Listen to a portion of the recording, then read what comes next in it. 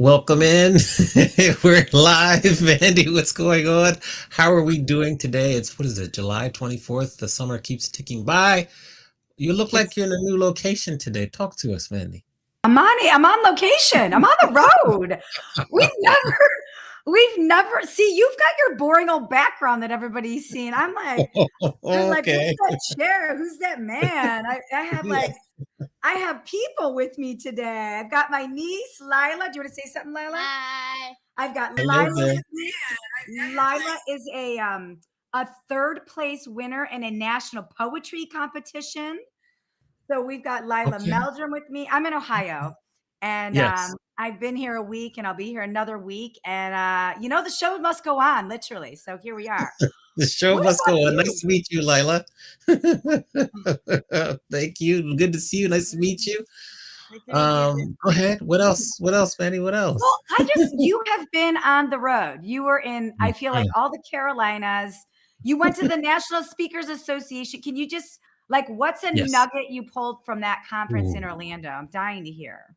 Oh man, there's so many nuggets. We'll have to cover them over a few of our episodes. The first one that comes to mind is storytelling, just how to open up a story, telling a story to weave it through your talk. They had a tremendous session where four legends in the speaking industry kind of showed us how they open, how they close, how they tie together. The use of humor is really Mm. important. There's so much that I learned. So that was a really good and fun part there. Yes. I love that. I can't wait to hear and learn more. You were taking some pictures. I have to tell you, I had a bunch of FOMO because you were taking pictures with some of my favorite people. You had Tom Oh. Griggs, who was on our show a couple weeks ago, Erin King, who's my girl, Yeah. and Mhm. an awesome speaker, and she'll be on the show later this year. So when I was seeing those pictures, I shed a little tear of happiness and It's a FOMO. jealousy. But I'm really glad you got to go because I know that was really Yes. important to you. It was good. It was great learning. I'll share all the nuggets, with all the people. Yeah. Then I visited family and friends in Jacksonville and then North Carolina, and then came back late at night on Saturday. So I've been back a couple days. Welcome home and welcome Yes. 1 year ago, Monty. This was One true 1 year ago. 1 year ago, we did this show for the very first time, and it has gone by so fast. Well, what do you think? Like, what has surprised you about doing the show a year later? What's caught you off guard or surprised you? Huh. You know, the thing that I think that has caught me off guard the most is all the people that say, "Oh my God, I listened to your show," or "Oh my gosh, I love your show," or "You're ridiculous," and "Amani's so cool," or just strangers saying that they get a lot out of it. You know that you and I started this show because we wanted to talk to more founders and we wanted to learn more from founders. We wanted them to share their stories, and I think we're doing it. But I didn't know. I knew it might be you and I and a guest. I never predicted it would be strangers that are interested in some of the stories too. Yes, Yeah. yes, this is Yeah. true. Dean LeBay, good to see you. Welcome in. Hi, Um, Dean. what should we watch first? We have a couple special clips to celebrate the 1 year anniversary. Which clip should we watch first? Okay. I think so. Remember when we did all of our tests live on LinkedIn. And I think that's a message for people. I think when people do social media, they think it has to be perfect. And Mhm. it doesn't have to be perfect. And you learn what content your audience wants by making a ton of mistakes. So I think you should show that first like snippet of you and I the first time we had on the screen together figuring it out. I don't know if Okay, yeah. I don't know if Yeah, that's queued up, if you got that. that's queued up. Let's go to it. Okay. We'll play that here. So that's live So, now. Amani, I'm Just make sure curious. the I sound mean, is, I yeah. know So sound why is I on. wanted to do a So we'll LinkedIn we'll kind of be Live or a quiet while we live watch the stream clip show here. Hold about on. adventures in Let's business and see. stories in business. Uh, And I'll tell you get that mine in a clip second, but going. I'm just curious about Okay, cool. you. It's like, Why in the let's see world would you want to do this? here. I think for me, it's just the ability to learn from people, learn through their experience and their wisdom, to meet new people, networking, to have fun on a show with you because we have great chemistry. I think those are my top three reasons. And I love live streaming and love doing shows. So it's just altogether a win-win for me. I love that. Okay, then do we hit stop or do we edit? We can edit from We here. can edit and keep Okay, we going. can Yeah. go. Okay. Welcome. Well, I have to tell you, Okay, so that was we were testing it out on LinkedIn. We had the StreamYard going and all that. We hadn't even got to OBS yet either. So We didn't get to OBS, and that background is yes. horrendous. Like there's no design. It's fuzzy. I think that was before I got all my fancy equipment that you told me. Yes. Everybody, Amani told me that if I didn't get specific equipment, he wouldn't do the show with me. I don't That's know if how I put it like that, but you were. yes. You were very kind and made a subtle suggestion. I was picking up what you were putting down. Okay, Yes. now Yeah. before we go to the next clip, I have a question for you. Like, what's been the biggest surprise for you in this Mm. past year that you've picked up? For me, it is kind of how we're able to live stream on LinkedIn. Before the show, I had never streamed on LinkedIn before, and it's a very, very big and important platform to us. So for us to be able to successfully, very quickly get up and running on LinkedIn, um, that surprised me. And then when we went through a period of time where we would set up the event on LinkedIn, and then we weren't setting up the event, but now we're back to setting up the event, just the importance of doing the event so we can get people to kind of know about it and join. Um, that was a big learning too there. That's something that I learned also. So those would be the two. And then I would just echo what you said about how people who don't even comment are like, oh, I watch your show, I see the show. And it's like, oh, they really are kind of lurking and they might tune in later. Like I always said, the beauty is in the replay. So those would be the top three learnings. Yeah. Well, Chief Lurker is in the kitchen behind us, my sister, Okay. who I was just telling her earlier. I'm like, we have people that have seen the show that they never show up in the chat or they never RSVP to the invitation. She's like, yeah, that's me. Like I tune on all the time, like Chief Lurker, Vicky Meldrum, which that's just great. You don't need to RSVP. We love all the lurkers out there. Thank Right. you. We Hmm. celebrate you. Yes. But I think another funny thing is, and I don't know if you have this clip, is we tried testing the technology, but then we had to do an interview with the test. And we wanted to interview somebody that would be okay if we screwed up. So we Right. had a test guest, but we did it live on LinkedIn. Like we knew it was going to be a little rough. So we did a LinkedIn live with a test guest before we ever shot our first guest. So do you have that handy with our test guest? Yes, that's cue clip Okay. number 2. What we're going to be doing is I'm going to turn the camera on you, then you're going to turn the camera on us. So question for you, Brian, in 20 seconds or less, what is your favorite business adventure story in relationship building? It doesn't have to be your favorite, just one that comes to mind. Just 20 seconds or less. Okay. Something that comes to mind about a business less than 20 adventure seconds. Let's see or what I can relationship. do. What jumps out at me is that when we were growing our mobile app company, we were kind of that early hockey stick maybe symbol of growth. We had this big day of meetings, 2 meetings in the day, and they were with by far the largest restaurant groups we'd ever hoped to work with. And I play in a basketball league, and I got elbowed in the eye the night before, and I showed up to those meetings with this huge black eye, and the founders introduced me as their bruiser. And that's great. We had a great 2 days. We got both of these accounts, and it was like this amazing day in the growth of our company. And we celebrated by getting ice cream, which is not the way I would typically celebrate, but very, very wholesome celebration, and it was kind of great. All right, that would be the clip of our first guest there. Yeah. So yes, you're like, woo. Woo! Well, okay. So everybody, a funny story about this, and Amani's so patient. We should give a round of applause for Amani. Yes, I'll take the applause. What a good sport! What a good sport! We got Kathy. So what Amani didn't know when we did that was that the test guest was actually my brother-in-law, Brian Meldrum, who's an awesome guy, and he's super talented and an entrepreneur, worked at Visa, very worthy of being on the show. But I forgot to tell Amani that I didn't tell him intentionally before because I didn't want him to have a biased interview. But then after, I just forgot to tell him. And then a couple months later, we were at a baseball game together in Detroit, and Amani's like, why are you traveling with the test guest? I'm like, it's Yes. my brother-in-law. So Yes. yeah, so that was funny. And I think we have another surprise. We have another 1-year anniversary surprise. There We he got is. our Yes, test there's a guest. test guest there. What's up? That's hilarious. I'm Look at at us. the test guest house right now. Do you have any questions, like a year in review from the test guest? Well, Brian just Milgram, everybody. I'm Brian sure you've Milgram. watched it. I'm sure you've watched it, Brian. So what are your thoughts on how we've progressed after this 1 year? Yeah, I say you've come a long way. Congrats on 1 year. I'm actually just right now I'm thinking about how glad I am I'm not wearing the same thing right now as I was a year ago. So Yes. nice job. Congratulations on 1 year. Cool. Thank you. Awesome. That would be my question. What question do you have, Mandy? Well, I mean, I don't have a question, just a note of gratitude. It was, it's always rough to be on somebody's first show. So thank you. Yes, You thank guys you do for great, being the man. guinea I'm glad pig. to Yes. contribute. Yeah. Awesome. Cool. Thanks for Well, letting me thank you. take over your dining room for an hour and 20 minutes. Yeah. I love it. I love it. Bye. Take care. Test Okay, guest. so Yeah. let's guess. Done and done. Done and Now, who are our other two guests? Our first time we're having two guests on at the same time. Lots of are firsts. going to be- Yeah. Yes, that are going to be sharing the virtual stage with us today. Talk to us.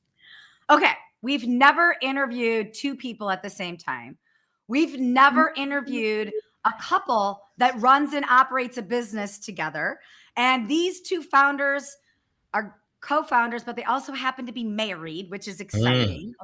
And they're responsible for the Bring Back the Brown campaign the San Diego Padres had recently. They've been featured in Sports Illustrated magazine, and they run a really cool lifestyle brand called Westside Love. And they're passionate, like insanely passionate about the business of design. So we have Tori and Jordan Stark on the show today. Hello. Welcome to the show. Hey, glad to be here. Thank you for having us. We're excited to have you. Yes, that's a pause there. I think, what should we ask first? So many questions. Maybe I'll let you start off this time. You can ask the first one. Talk to us and I'll fill in because I have my list here also. Yeah. I mean, I have so many questions about the business, but before we go into the business, I have questions just about you as a couple and as humans, because we have so many people that engage with the show that are in business partnership together. And then we also have a lot of family run businesses. So I just want to know, how did you guys meet? Like, what's your personal story of origin? And the second question is then, how did you decide to be in the business together? So we'll just start there. We'll carry on. Want to take it? Sure. Wise man. It's a good story. It's a good story. Yeah, we Okay, met right after high school. I'm from Pennsylvania and Jordan's from San Diego. And we both ended up on this after high school trip to like whirlwind trip to Europe, where you kind of over a month just go to all these different countries. And we ended up being on the same tour, and it took like, I don't know, 2 weeks to kind of before we actually talked to each other. Did you see each other? Were you lurking at each other from afar, or you? I was lurking for sure. I don't know if she was. I mean, he was mysterious. He always had his video recorder like connected to his hand, like at all times. Yeah, I was the only one with the video camera on that trip. Like no one had a video camera. It was crazy. What a bunch of lamos. Good thing you had it. I'm into tech too, so I don't know. I just always had a camera with me, like a video camera, photo camera, whatever.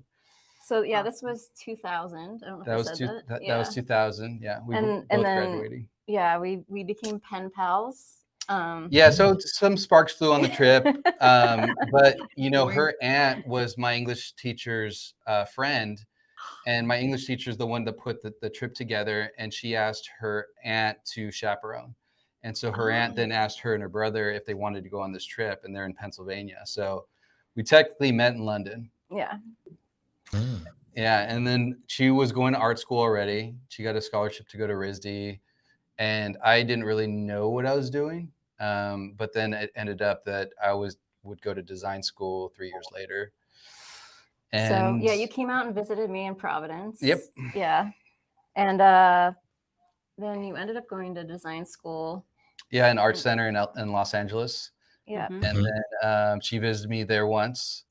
because I had moved at that time. I had moved out to San Francisco, so I was living. Oh, in got it. Florida. So you're West Coast. Yeah. So I came down to LA, saw you. So like throughout the years, we would like see each other every few years ish. Yeah, just a friendly basis. We were always in different cities. Yeah. And we just kept in touch. And then I went out. So the story goes with my friends. We were talking about our great white buffalo. And for those who don't know what that is, it's from a cheesy movie called Hot Tub Time Machine. And it's the one who got away. So my friends were talking about the great white buffaloes, and they asked me, and I said it was Tori. And my friend was like, well, is she married? And I was like, no, she's not married. Does she have a boyfriend? And I was like, I don't think so. And this was in like 2015, end of 2015. And he was like, are you going to go visit her? And I said, I don't know. And then he was like, what are you doing with your life? And I was like, yeah. And at that time she was in Denver. So I think it was 2 months later, I reached out and I was like, I've never been to Denver, whatever. And she was like, Why? Yeah. So I kind of went out there and we hung out, and I was like, And hey, he told me the story at yeah, some point. I was like, we're never gonna like be in the same city unless we just kind of try. So we had a little long distance thing for about 8 months or so. Ish. Yeah. And then she moved out to San Diego. Aw.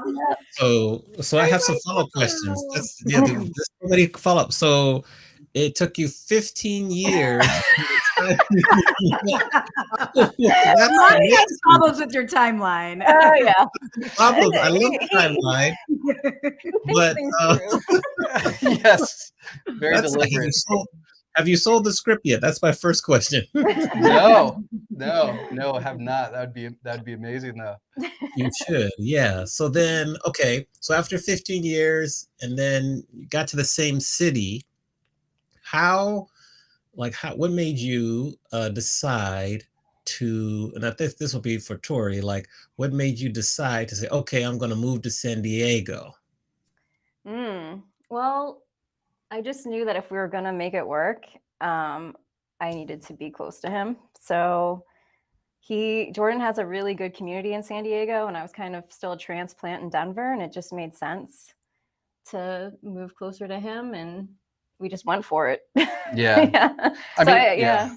I'd had the business here, and although I could do remote, because at the time I was doing just brand design, Westside Love was kind of on pause. So I was just doing client work. I think it came down to the support and just the business and family and friends here in San Diego. Whereas in Denver, she kind of moved from San Francisco to Denver, but didn't really have a big base of family and support there. Yeah. Okay. But I had to convince her. She wasn't sold on San Diego right away. You gotta play hard to get, girlfriend. It's good to go. I had to sell it. You did what? How did you sell it to really? How did you close the deal? See, I'll tell you a story. I've been watching Suits. Suits is on Netflix, and I'm binge watching Suits. You too, Mandy? I'm binge watching it too. I just started last week. I watched it too. I don't know what it is. Oh, you got to watch it because, Harvey, he's known as like the best closer. So then how were you, Jordan, able to close it? So, I mean, she had been to San Diego when she was a kid visiting her aunt. And I said, oh, the city's really changed a lot. And she really liked the density and the kind of Europe kind of like a European kind of city, like of San Francisco. I had my heart was in San Francisco. I'd been there for 10 kind years. Of a really proper metropolitan area. Yeah. And I said, well, San Diego's building up, and there's a nice balance of kind of work and play here, But she likes, milder weather where it gets hot down here, but it's still mild. Pretty good weather. Yeah. It's pretty mild. Still pretty great. Yeah. So that was the closing. So that's how you closed it. Okay. Now, where did the name and how'd you come up with the name Westside Love? And before we do that, we should point out you are wearing Westside Love gear too. Yeah. In case anybody likes it, he's wearing Westside Love gear. Yes. So this is the Westside Love mark right here. And then this is another mark 24/7. So my background's in brand design. So the Westside Love kind of named itself. In I think 2004, I was in an identity systems class, which is basically logo design and building a full out brand identity. And in the beginning of each class, our instructor would give us exercises on just developing symbols and marks or logos. And he gave us 2 words or he would give us a couple words. And this week he gave us 3 things. He said, make a mark that represents west, east, and the third thing of your choice. So I did a dub, and I turned it sideways for east, and the third thing was music or hip hop. And I liked it was just like a real modernist, clean line symbol, and I really thought it was cool. And it was until later that I was just messing around with the mark after the class was over and everything, and I saw where the 2 fingers crossed. It was a heart. And it was like a moment like, oh crap, this is cool. I'm probably going to be seeing this for a long time. And immediately I just thought of one of my design heroes who did the I Love New York. His name is Milton Glacier. And I'm like, this is like the West Coast version of that. So that was in 2005, something like that. So I mean, that's what it is. It's Westside Love, really. It was like, I can't think of any other name for it. Okay. Now I want to hang at the Wayback Machine in 2005 for a second here, if we can. Great white elephant. The great white. Yeah. Excuse me. Write that down for sure.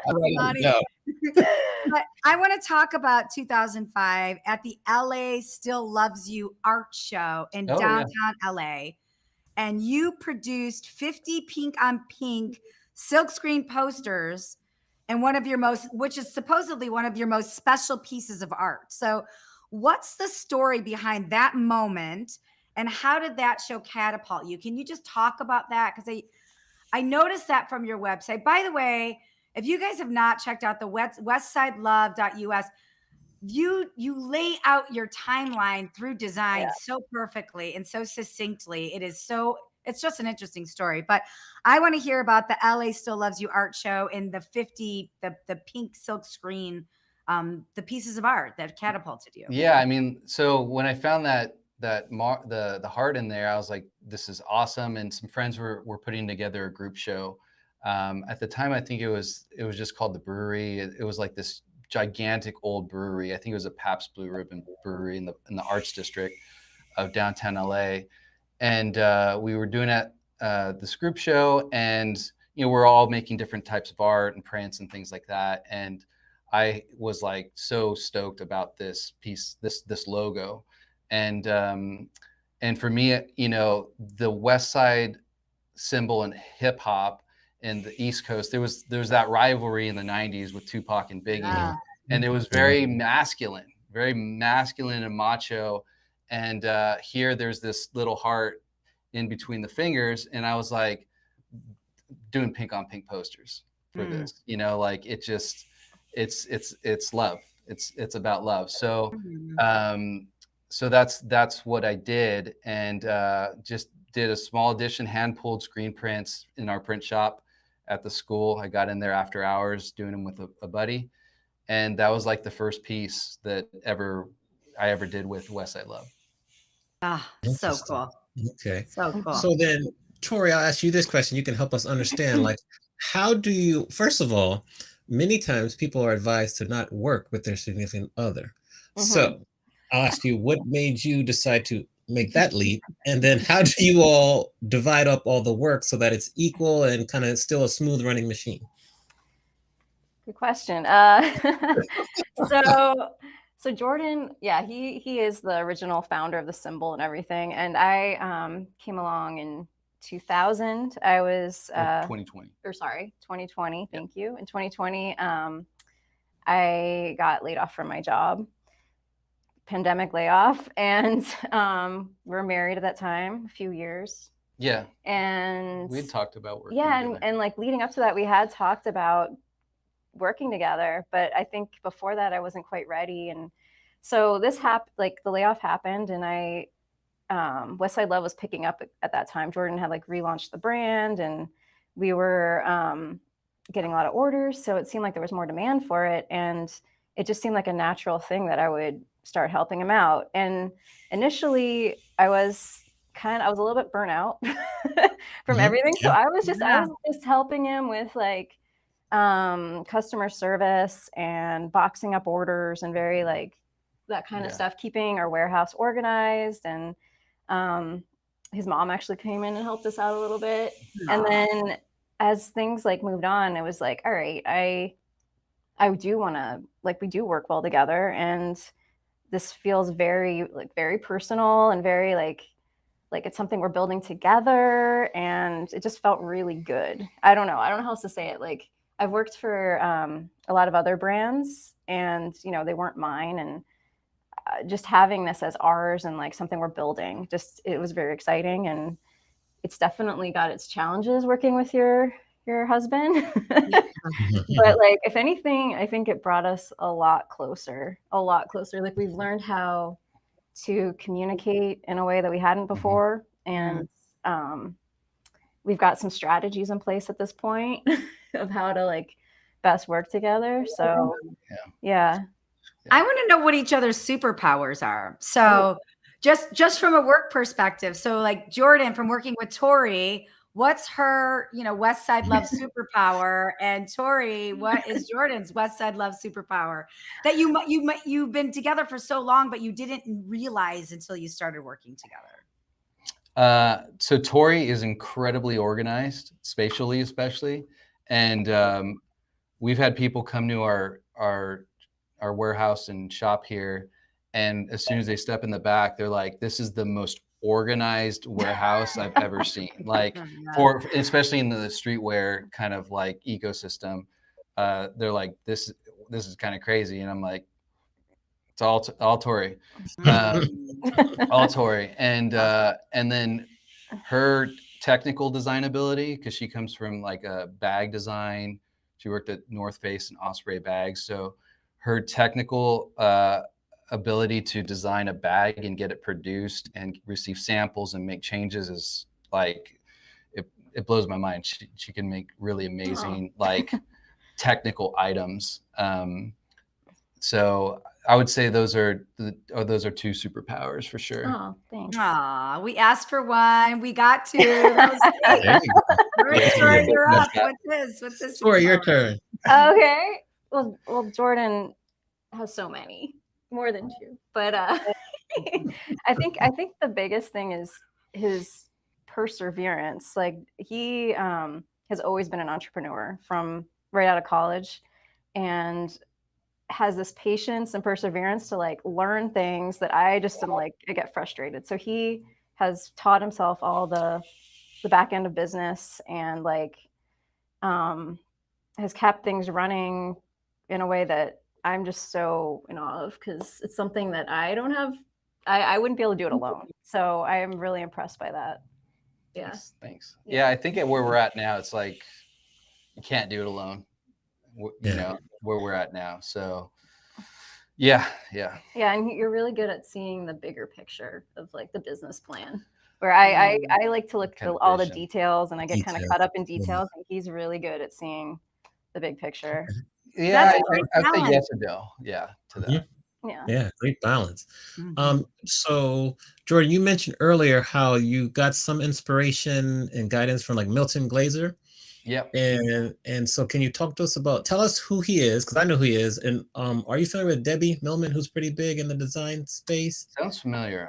I don't know the name right off the top. She was the first person I heard about Milton Glaser, and I think she worked with him in the past. So how has he been an inspiration to you? Oh, I mean, there's so many, the inspirations of designers and artists, architects, product designers is so long, but Milton Glaser, he's an eloquent, wise human being, or he passed away not too long ago, but not only was he prolific with a range of different styles of work, but the way he spoke about design and business and, even just life in some instances, or, it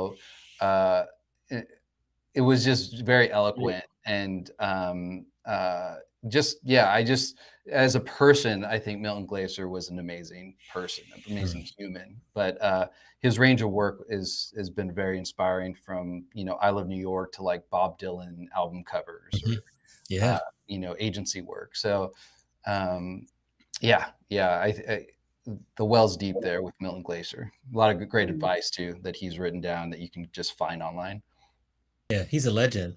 Now, in the, you know, kind of apparel space, what you do, it's very competitive, and companies come and go a year and a half later. How have you been able to stay around so long, and what do you do to continue to innovate so that you can still remain relevant? Yeah, 17 years, by the way, right? Is that A right? long time. That's like dog years in the apparel space. Yeah, I mean, let's see. The business technically started. The business itself was technically started in 2009, but I graduated in 2006, and Westside Love's been around since 2005. So we didn't start producing apparel till 2010, kind of just sampling it in my first business partner's garage, Tony. Shout out to Tony. But Tony. yeah. It was just patience. It's the long game, I think, is really, really, like you said, a lot of brands come and go. And so it's not just about even the quality or the talent of someone, which I found quick. It's how to run a business, and how to connect with people, how to talk with people, how to develop a network of support, advice, because it's not just the output. It's getting it out there. It's making it sustainable. So, you know, it's there was a speaker at our commencement when I graduated, and he said, my biggest piece of advice to everyone is don't be an asshole. Yeah, And like that person. yeah, Eric Spiekerman, and he just said, you know, if you're an asshole, good luck, because no one's going to want to deal with you. So It's good. I would say that's a huge one. And just you know, which I've heard on your guys' podcast, just don't give up. You know, there's usually a way around. And, you know, Phil Knight has a great book called Shoe Dog, and he says that even when things look bad, you're only seeing, you're not seeing clearly. There's other things that are positive that you have to kind of tap into, even if that just provides you energy for that day to get through that moment or that difficult time. You have to try to dig to find the positive and keep going, figure it out, learn. And it's always there, right? You just have to look for it. But even in the hardest stuff, it's always there. So I'm glad that you take that lesson. I want to talk about, because something I find fascinating about your business is, I want to talk about exclusivity and inventory, because you specialize in these small batch runs. Right. As evidence is my husband Scoot wanted this awesome hat that you've had on your website for a while. And he finally got it this weekend and he finally got it, and he loves it. Like, he loves it. He couldn't get it. He loves that he has it. He wears it everywhere. So can you just talk about a little bit about your strategy and the business model of a small batch run apparel company, and how that works, you know, managing inventory, the fine line between not alienating your customers by like, oh, they don't have anything, but like still creating that exclusivity of wanting more? You want? Sure. Yeah, we had some issues with supply back in 2021. 21 and 22. Yeah. So Yeah. during that time, during that time, we were very limited by what we could produce, and we ended up sticking to core styles and doing a lot of them. But once supply opened up again and we were able to order whatever we wanted, we discovered that having these smaller capsule collections created more interest, created more ability to do marketing material. And so just regular new releases. Yeah. So we've come up with a rhythm now where every 2 weeks we do a lot of sales with hats. And so we have a release of hats, maybe some tees. And by doing that, we found that it keeps customers engaged and more buzz around it. Yeah, I think the time of seasons, unless you're a really big brand with a lot of wholesale distributors, seasons are difficult because you have 10, 20, 30 plus products or whatever, and you release it all at one time. People just kind of flick through, they buy some stuff maybe, and then it's like out of sight, out of mind. So it's one of those things that if you are regularly releasing new stuff, it kind of is like, what's going to be next? What's coming up. And for us, the amount of supply, like I always wanted to have a brand that sold out of stuff. Like not having, I'm like, have all these other brands sell us stuff and we have all this stuff, and like, it kind of trickles out. And then in 2021, I was like, so if it's too extreme on selling out, it's a bad thing, because it's like people are like, you're always sold out. I can't get anything. And we're having huge supply issues. So for us, and sorry if there's like sound, we're in this industrial commercial like area and we have machinists around us. So you're fine. Yeah. Okay. It's live streaming, man. It's real. It's as real as it gets. Yeah, customer might come in, UPS, who knows, but we'll handle it as it comes. So with regards to small batch, it's more of we're not necessarily trying to create like almost a fictitious like supply constraint where it's so limited that people are they can't get it and it increases demand. That's not what we're trying to do. We're more trying to not have too much inventory, where we have good cash flow and we're able to make investments where we need to, and we have, especially after the last couple of years, we have some money to float us if things aren't good. And then that's mostly kind of what we're trying. And also, we don't have a lot of sales. Right. So we don't want to do a lot of sales. Yeah, we don't want to be a brand that's like you're always waiting for that. You're always waiting for the sale. Oh, that brand always has a sale. Like wait for the next sale next month, or they'll have one. So we try not to we don't want to be a discount brand. Yeah. Right. How did you keep going, and then I'll ask my question. Okay. Yeah, I would say that, and experimenting. Like we still have a lot of things we want to do and produce and make. And like this week, we're probably going to release these new mesh shorts that we've been developing for.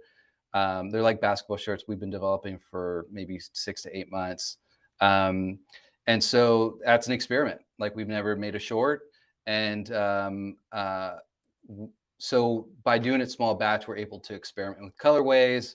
We did our first like white hats not too long ago. And previously that would be something that people would be very hesitant to buy. But now that's something that's a little bit more like, hey, if I wear white shoes, I can wear a white hat, I'm not going to get it super dirty. Just, you have to take care of it. So we're experimenting by being able to do also small batches. Yeah.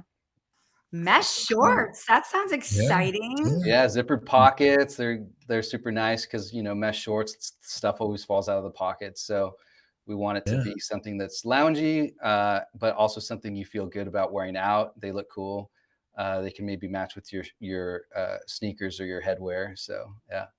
Awesome. So you're saying if I'm getting ready to order my Reflect Tech full zip hoodie, maybe wait a couple days so I can also order the shorts with it and get that in a bundle. That's what you're saying, right? Yep, that's what I'm saying. Sounds like somebody's on the website. There you go. Looking for the large size. I love a good hoodie. I need to replenish my hoodies, and I'm like, this looks good. One of the other hoodies isn't in stock in large, so I'm like, oh, but I like this one. So.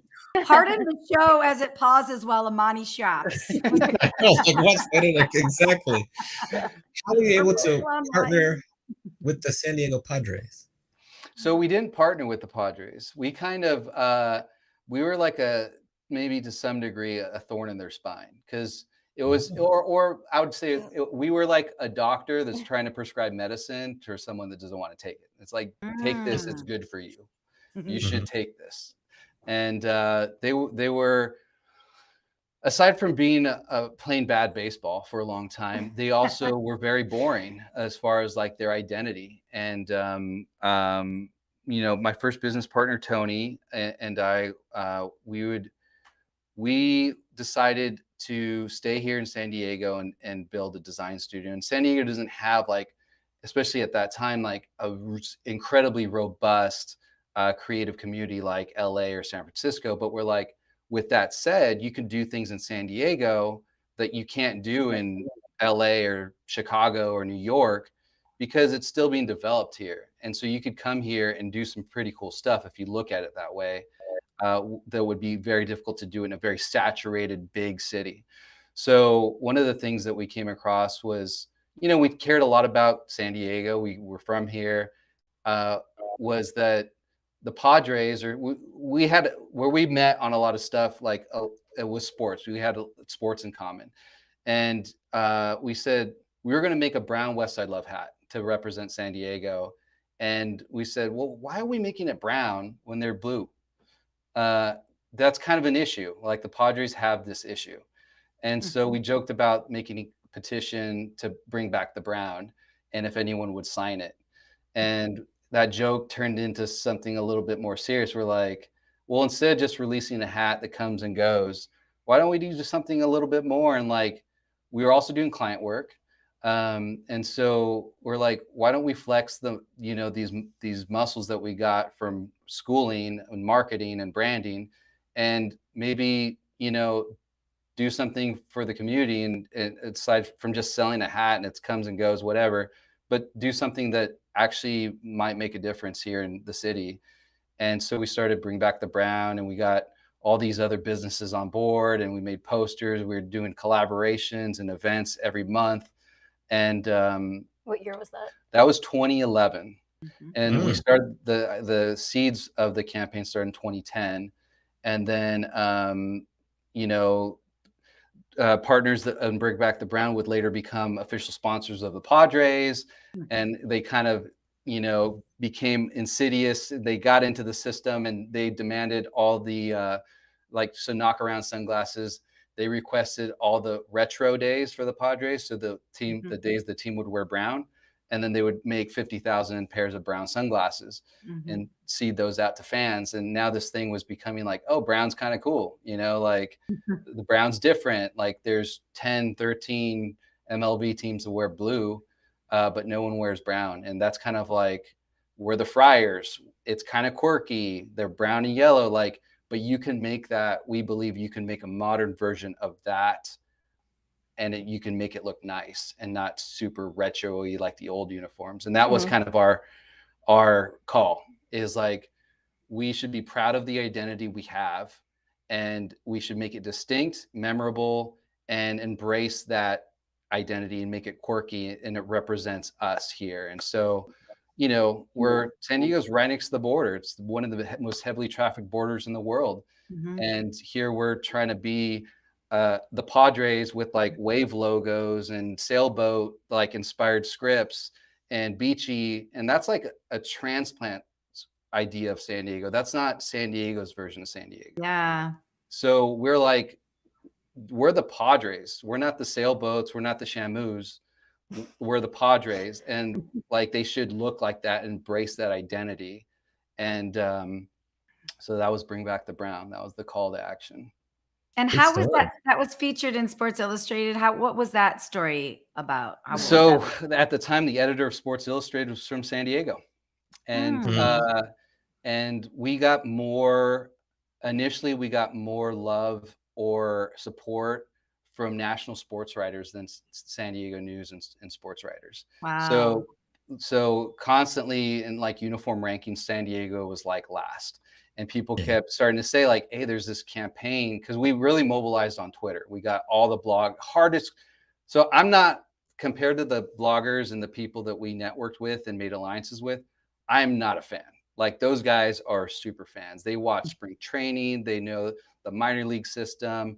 They know everyone's like sabermetrics. Like they're hardcore. And win or lose, like mind you, the Padres played bad baseball for a long time. and they are there day in and day out. So we're like, we need these guys on our side, and they were on our side. They were like, yeah, they need to be brown and gold. And so so basically, like, national sports writers started talking about it, and they started following us on Twitter and stuff like that. Major Garrett, CBS White House correspondent, was following us on Twitter. He's from San Diego. So like, there's people from San Diego that were like, yeah, this is what it should be. And Lee Jenkins from Sports Illustrated reached out to us one day and was like, dude, yeah, they should be brown and gold. I want to write an interview. I want to write a story about the Padres and their uniforms and where they're at. And, you know, can we interview you? And I was like, yeah, let's go. Yeah, let's go. What I love about, like, Bring Back the Brown doesn't happen without your ability to build community, right? Yeah. Westside Love doesn't happen without your ability to build community. And I think your passion for community building is really the thing that weaves in and out of your business. So can you talk about that? You know, talk about what other businesses can do, or some examples of things you've done to build community. Because I think that's what a lot of people in their businesses are missing. Right now, people will be like, I don't have any time, but you do it so flawlessly. So just talk about your ability to build community and advice you have for other business owners in community building.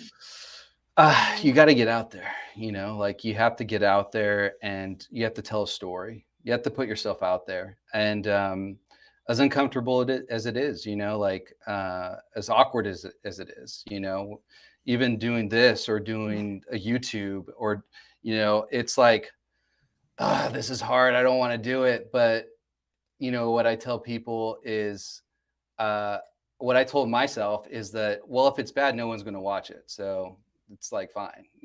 Like, it's no big deal. Just do it. And what's the worst that can happen in that regard? So you have to go out there. You have to tell a story. You have to connect with people, and you have to think about, there's like an old proverb about planting trees, or planting seeds that you'll never see, type of thing. You'll never use that shade, but it's for paying it forward type of thing. And really kind of Bring Back the Brown was that for us. We're like, well, we'll, at the very least, we'll be able to tell a good story to the next generation that make San Diego, like, saying like, yeah, we stayed here, we did something here. We didn't go to LA, we didn't go to New York, we didn't go to London, whatever. We did something here, we built here, you know? And I think looking at things from that perspective is a good thing. And speaking of Milton Glacier, there's this thing that he signed. I forgot what it was called. First Things First, I think it was.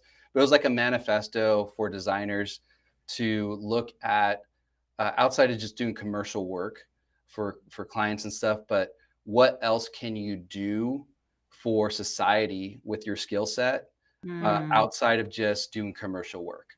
So I that was really compelling to me. And Bring Back the Brown and some things like that have been a lighthearted way to kind of flex your like the political kind of like organizing that I have in me without being political. And so trying to find common ground in things and not alienate people, but try to find like, hey, where do we meet up? You know, and then build bridges there. And I think long-term building bridges like that is just as radical as going face to face with someone and arguing with them. Ah, powerful. Jordan for president. I agree. There we go.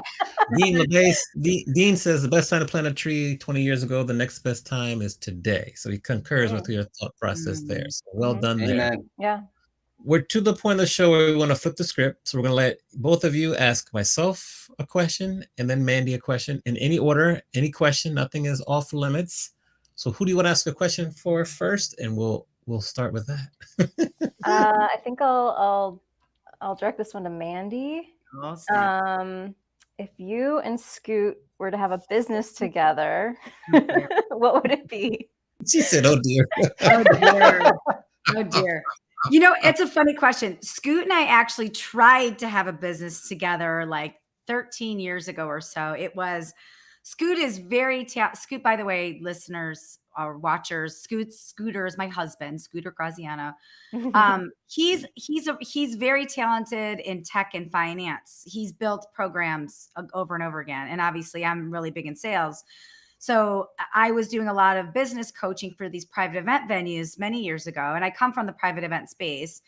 And what they were lacking at that time, not anymore, was a really good CRM, right? A customer a system to track sales and to follow up. Yeah. And so he actually built I asked him, I was a super user, and I asked him to build one, and he built one for one of my clients. And one of my clients invested in it, and it was a great product. It worked for this small business, and I loved it. But like, we were not great business partners together. We are great life partners, but as you've seen, but we were not good business partners. Like, I have an absurd sense of urgency about everything, and Scoot is very methodical, and Scoot has a very rigid way he thinks certain things should be done, where I'm very open-minded. So like, we were not good business partners, and I would never ever do business with him ever again. If I wanted to stay married, I would never. I'm good at the business of marriage with him. We are great yin and yang, but I would never do business with him again. But we had to learn that, right? We had to try it. And I'm glad we tried it, because we both did a good job at what we did, and the customer was happy. But after we got through the first part of that, I'm like, we can never do this ever again. Now we can talk about business with each other, and he gives great business advice and vice versa, but I would never go into business with him. That was a great question, and thank you for asking. All right, who's next? I'm next now. Yeah. So Amani, I from what I understand, you play soccer once a week. I do. Yeah. So I presume you have a favorite football club that you follow. Yes. What Liverpool. Club? Liverpool. Oh, Liverpool. yeah. My man. Yeah. Yes, there you go. Yes. From way back in the day till now, through all the ups and downs of Yes, Liverpool. sir. Yeah, I got the jerseys back there. Yeah. Right Awesome. on. Me too. So. All right. Cool. Good. Now, the next question I have, and I'll start with Tori, is like, for the younger people who are in the audience that are looking to maybe start their own fashion brand, what advice would you give them? Ooh. Well, that's a good question. I think, something I learned from Jordan is you have to have perseverance. There's going to be ups and downs, and you kind of have to enjoy the ride of that too. I think that's part of it, is just to enjoy the ride. You're going to be learning as you go. So you have to be open to just going for it. She says she got that from me, but in so many ways, the last couple of years, I've been a wreck. I've been just like a nervous wreck, and she's like, "It's gonna be okay." We kind of at the similar times. I'm up here, and he's ebb and flow type of thing. Yeah, but I think that would be, to just enjoy the process of learning and growing, and just if you feel passionate about it, to put in the time and the work. You have to love it. Yeah. Okay. Good advice. And then let's go back to when you're just about to finish school. My 21-year-old question.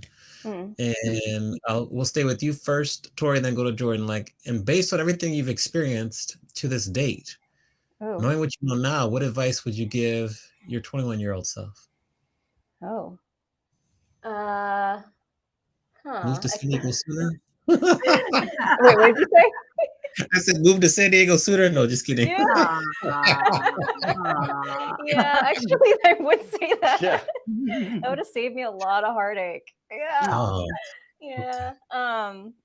Well, I mean, I think it's similar to what I said before, is to just enjoy the ride. I would not have thought that I'd end up where I am right now.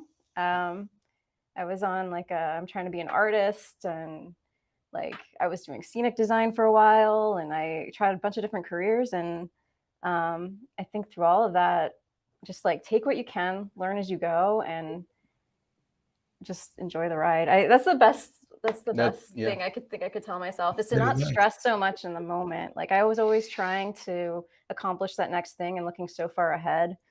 that I couldn't enjoy where I was. I was just always looking at all the faults of where I was and not appreciating what I had accomplished at that moment. I still do that. So yeah, I mean, it's hard. I have to tell myself that now too, but I would definitely tell my 21-year-old self the same thing.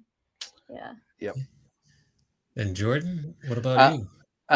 Pretty similar. I would say send it, just go for it. You know, and it seems like every phase of my life, like I think about this, that, oh, I got through that and it's no big deal now, Yeah. type of thing. And so I'd say get out of your own way and just focus on the big picture and just go. Just don't overthink it.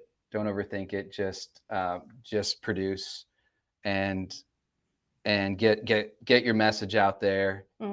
Shine your light. Just kind of don't overthink it. Okay, nice. Maybe I'll let you kind of close it out with our final question. What do you got for us? I just have a question about your website because it's so well done. So can you just talk about how you decided to tell the story on your website? The way the timeline is laid out in the boxes and that the format of it, I think is really interesting. So were there multiple iterations to get there? Or did you have a vision of how you would tell the whole Westside Love brand story? I mean, yeah, I think Tori and I spoke about that, and you know, I would we'd go back and forth on it. But I think it was one of those things that, especially at the time, I wasn't really filming and talking on camera about stuff. I wanted to kind of do YouTube stuff, and Reels wasn't really a thing yet, TikTok. But I knew the story is important.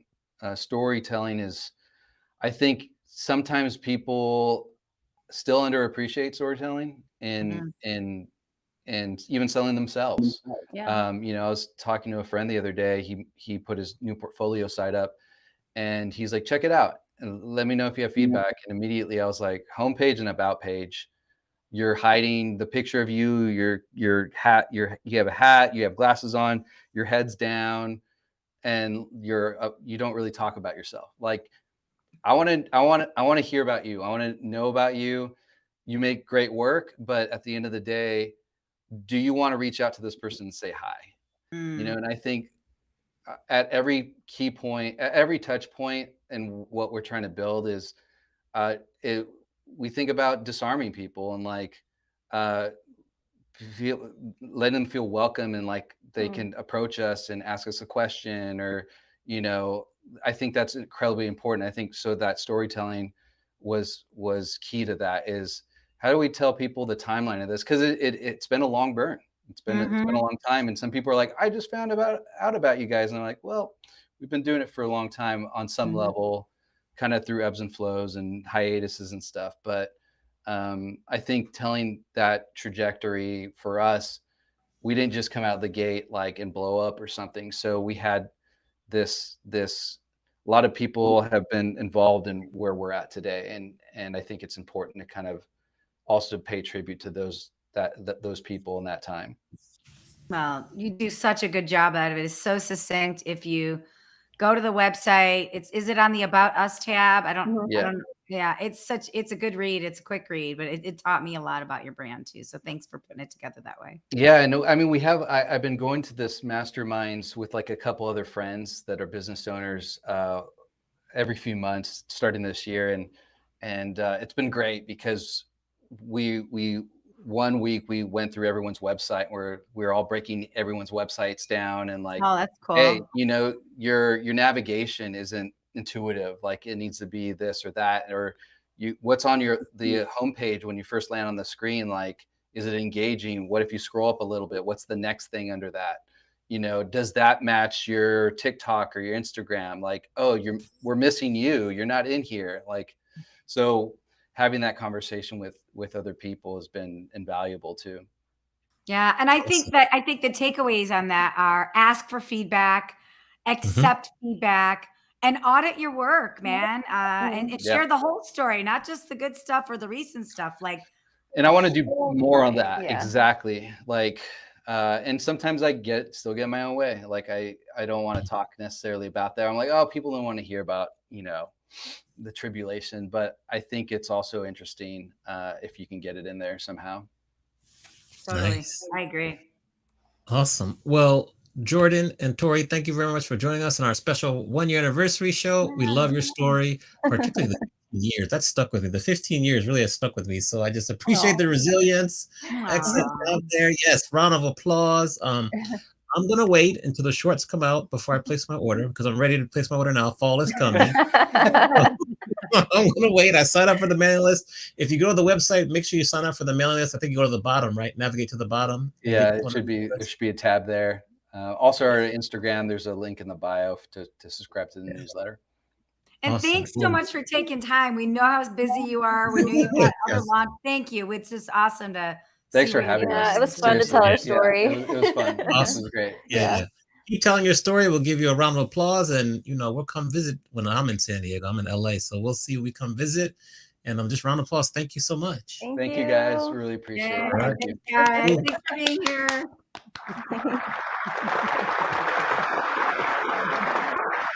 All right, Mandy, what do we got going on next week? Ooh, well, we got a real hot shot on our hands next week. We've got, why don't you say? We've got Gabby. Talk about Gabby. Yes. We've never had an Emmy winner on the show before. Yes. Our first Emmy winner, 3-time, back-to-back Emmy winner, Gabby Natale. I think I pronounced that right. You're going to love her. I had a chance to briefly interview her at WEC in Cancun. She's going to tell us some stories. I'm going to read her book before we talk to her. We're going to have a fun time next week. It's going to be a great show. And this, to us, congratulations for our year. I do have to say that, my life has had some ups and downs the past year, but I will compliment you, man, and say thank you for making me a part of the show because it's helped me kind of give me something to look forward to, especially during that time period when I was kind of going through it. So I just want to say thank you for asking. It's been, a godsend. It's really helpful. I've learned so much. I love working with you, so it's fun. I love working with you too. And I was going to say the same thing. I have learned so much. I mean, just the equipment alone, but you make it easy because of your demeanor and your acceptance of my insanity and weird ideas. You're always like, yeah, weird, but let's try it. And, Right. And I really, really appreciate you and all of your knowledge on live streaming and just you as a friend and a human. So I'm happy 1 year to you too. First of many. There you go. First of many. So make sure if you're watching or listening, make sure to subscribe to the podcast. If you put on a podcast, rate and review it. Tune in next week. We'll be here 1 p.m. on the Pacific West Coast, West Side. And then 4 p.m. on the East Side. And can we recognize our temporary co-host this week too, Lila Meldrum?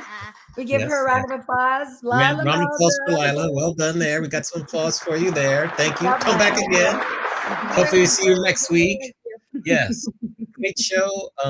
We'll see you all next week. Enjoy the last week of July. Stay safe and see you soon. See you soon. Bye. Thanks for coming, everybody.